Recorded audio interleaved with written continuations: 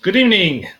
This is Joseph McCurry with the EDRD 7550 A1 understanding assessment portion of the class here. As right now, I am taking advantage of the time to speak on the questions about understanding assessment. Again, this is about what do I believe, what types of assessments, like what is the purpose of assessment, what type of assessments are there, and so forth. Okay, first off, what's the purpose assessment? Assessment is to see where we are going, our level of completion as we proceed. Basically, you want to make sure that we're navigating, we're going in the right direction in regards to nautical and boating. You don't want to say, go to your destination. You're going in the right. Make sure you're going in the right direction. You don't want to be off course. So assessment, make sure that we are in the guidelines and the borders of where we are of testing and learning. Let me see, what types of assessment are there?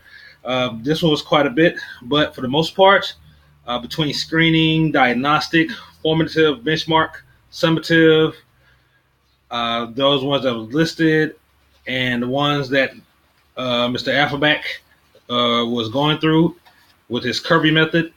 All in all, if I may say, the type of assessments that I've discovered, I can interpret as that they are interpersonal or solitary assessments.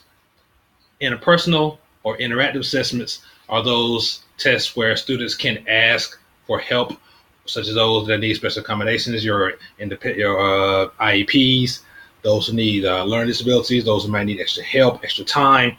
So those are your interactive assessments that I would translate. Of course, you have, on contrast, you have your solitary assessment, or solidary or solitary.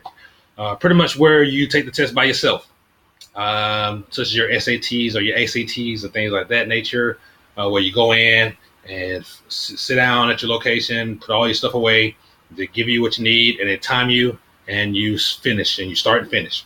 No help, no extra assistance needed. That's why I break down as solitary or solidary assessment. So those are the things that I break down as two. Next question is, which assessments are most important and how do they help us understand about our readers?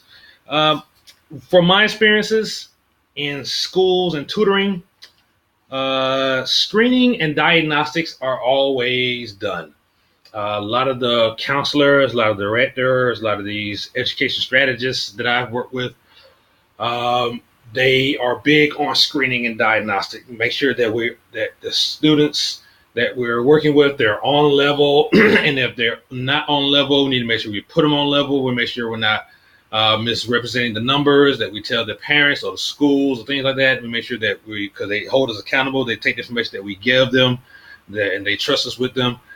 Which kind of leads to my next statement, that a lot of the readings here, even Mr. Cummings in his video mentioned how this is all based on taxpayers. Basically, the quality of our reading programs and our reading capabilities and our students depends on how much money we put into the schools and the supplies that teach them and the teachers that teach them. So all in all, that's why you have a lot of comparisons or complaints about Title I schools who don't have adequate resources as compared to schools who receive a lot of private funding, maybe charter schools, things like private schools, things like that. They can get a lot of resources, a lot of information, a lot of teachers, a lot of staff that are high quality.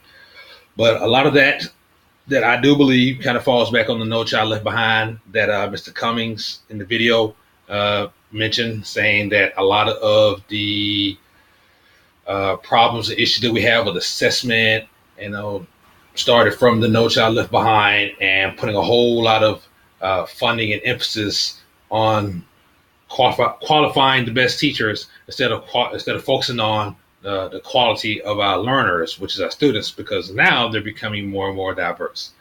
The less helpful advice from my reading is the summative, the end of year test. those tests that are taken at the end of the year after everything has been done, and on the overall assessment. Because we are constant, schools and teachers is a constant. Education is a constant changing business.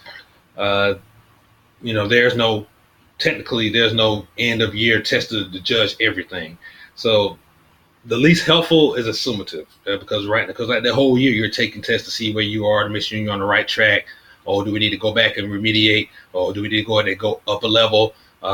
So overall, a summative assessment it can be translated into other forms of recognizing what have you done throughout the whole year. And how does assessment inform instruction? Assessment informs instruction, again, is to make sure that we're teaching the right things to these kids, and that translates to Common Core standards. Make sure that we're teaching third graders what the average third grader would know, and we're teaching sixth graders and high school students, middle school and high school students, the things that the average middle school or high school student should know.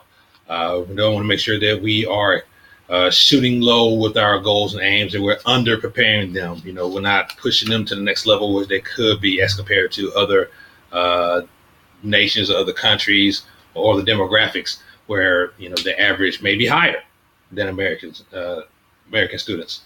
But as of right now, assessment informs instruction to make sure that we are making ourselves competitive, and we are making our students marketable in the workforce in the field for their own future.